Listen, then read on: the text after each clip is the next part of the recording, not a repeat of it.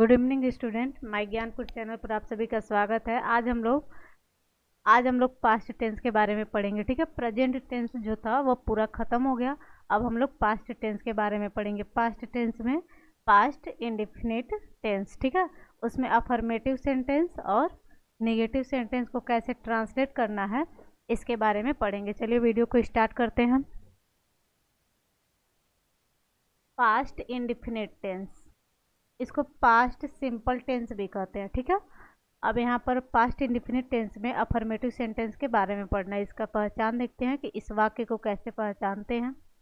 जिस हिंदी वाक्य की मूल क्रिया के अंत में आ, या, ए, ई, चुका, चुकी, चुके, डाला, डाले इत्यादि हो तो उस क्रिया का अनुवाद पास्ट इंडेफिनिट टेंस में किया जाता है। ठीक है, जिस क्रिया के अंत में या, आ, या चुका, चुकी, चुका, चुकी या डाला, डाली आते हैं, ऐसे शब्द आते हैं तो उस क्रिया का अनुवाद पास्ट इंडेफिनिट टेंस में किया जाता है। ठीक है, ऐसे क्रिया से पता चलता है कि कोई भी काम भूतकाल में हो रहा है। पास्ट टेंस से ही पता चल रहा है कि कोई भी काम भूतकाल में होगा। पास्ट टेंस मतलब होता है भूतकाल। ठीक है, तो जो भी वाक्य भूतकाल में जो भी काम भूतकाल में समाप्त होगा तो ऐसा वाक्य पास्ट टेंस में आता है। ठीक है, अब आगे देखते हैं। सबसे पहले सब्जेक्ट को रखा जाता है। सब्जेक्ट को रखा जाता है, उसके बाद मेन वर्ब का दूसरा रूप। यहाँ पर जो वर्ब होता है उसका सेकेंड फॉर्म का इस्तेमाल किया जाता है। ठीक है, यहाँ पर दिया है वर्ब का सेकेंड फॉर्म का प्रयोग किया जाता है। और अन्य शब्द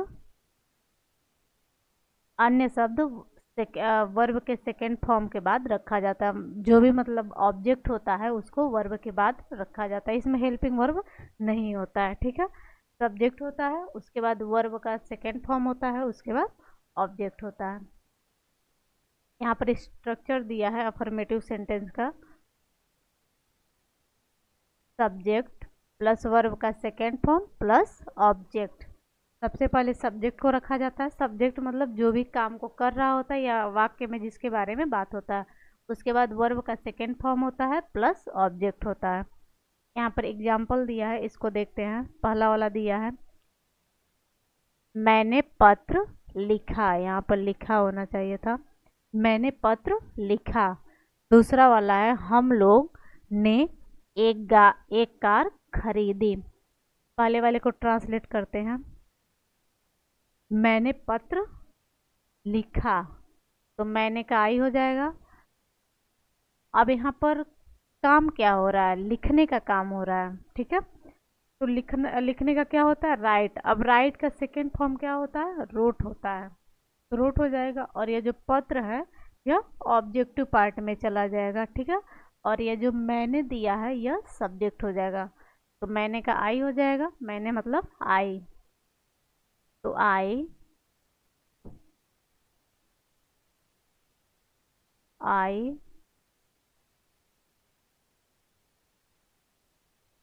रोट और लेटर।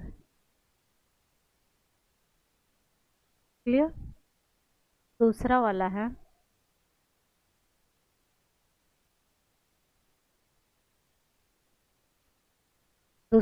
है, हम लोग ने एक कार खरीदी। यहाँ पर किसके बारे में बात हो रहा है, हम लोग के बारे में बात हो रहा है। यहाँ पर क्या काम हो रहा है, खरीदने का। और जो एक कार दिया है यह ऑब्जेक्टिव पार्ट में चला जाएगा, तो बनेगा वी। अब खरीदना का बाई होता है, बाई का सेकेंड फॉर्म हो जाएगा बॉट।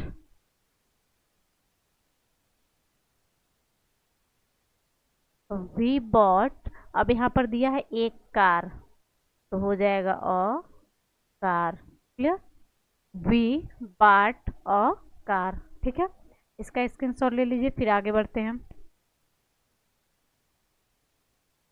अगला वाला है निगेटिव सेंटेंस। निगेटिव सेंटेंस मतलब होता है नकारात्मक वाक्य। इसका स्ट्रक्चर देखते हैं।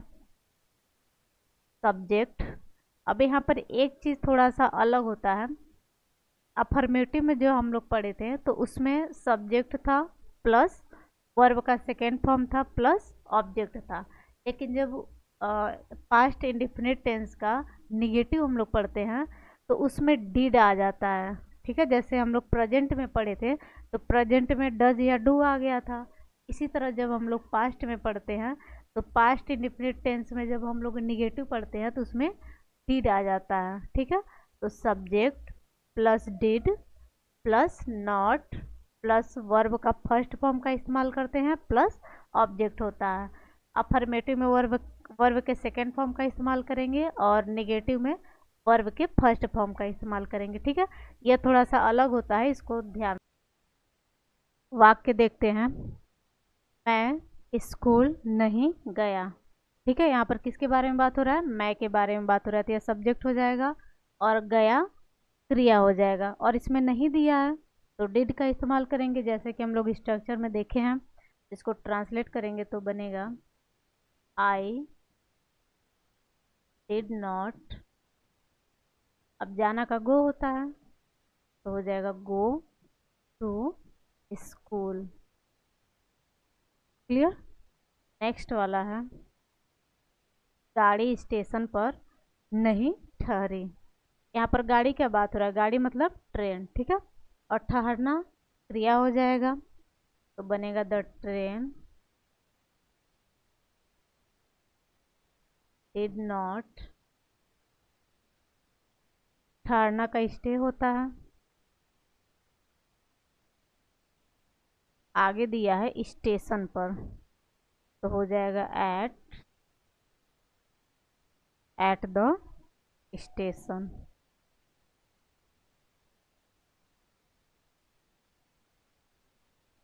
The train did not stay at the station.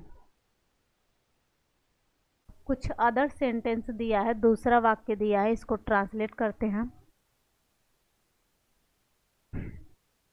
पहला वाला है उसने एक कंप्यूटर खरीदा। किसके बारे में बात हो रहा है? उसने के बारे में बात हो रहा है।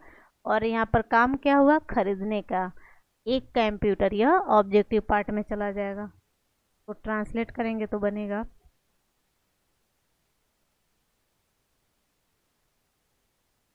ही।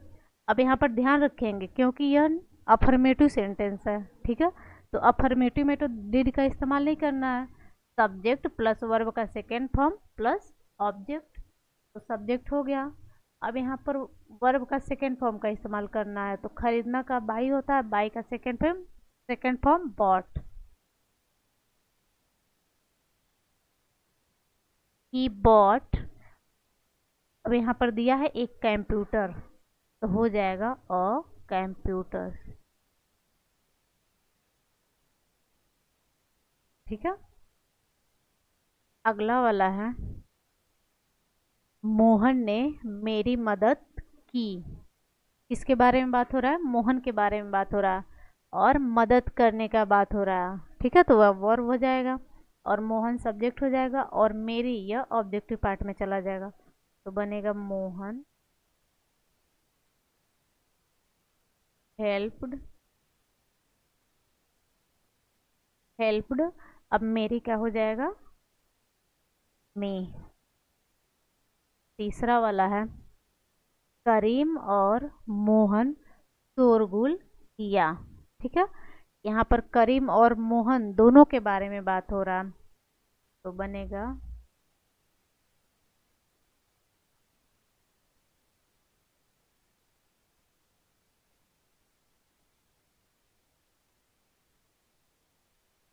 करीम एंड मोहन। करीम एंड मोहन। अब यहाँ पर दिया है शोरगुल किया तो शोरगुल करना का होता है मेक नॉइज। अब ये चूंकि यह अफर्मेटिव सेंटेंस है तो यहाँ पर सेकेंड फॉर्म का इस्तेमाल करेंगे तो मेक का मेड हो जाएगा, मेड अ नॉइज। ठीक है, इसका स्क्रीनशॉट ले लीजिए।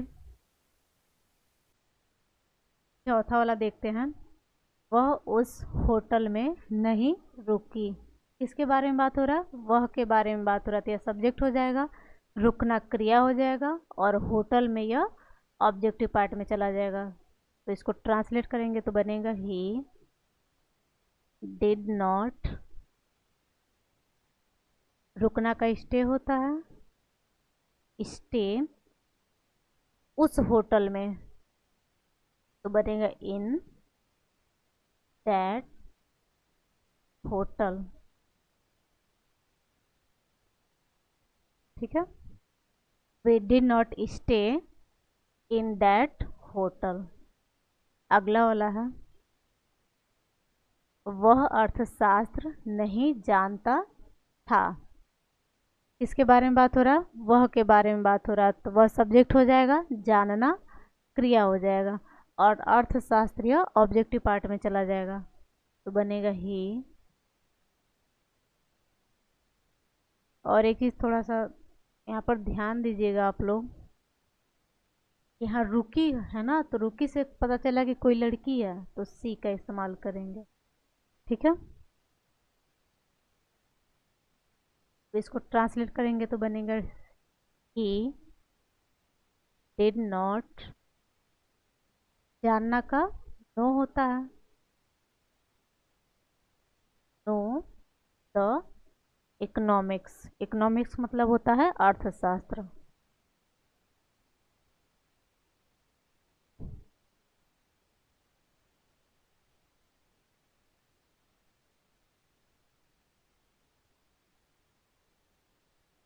इकोनॉमिक्स, ठीक है, he did not know the economics. Next है, नेक्स्ट और लास्ट है, तुमने स्नान नहीं किया। किसके बारे में बात हो रहा है? तुम के बारे में बात हो रहा है, तो ये सब्जेक्ट हो जाएगा, और स्नान करना यह वर्ब हो जाएगा, तो बनेगा यू डिड नॉट, स्नान करना का होता है टेक बाथ, तो हो जाएगा take bath, you did not take bath.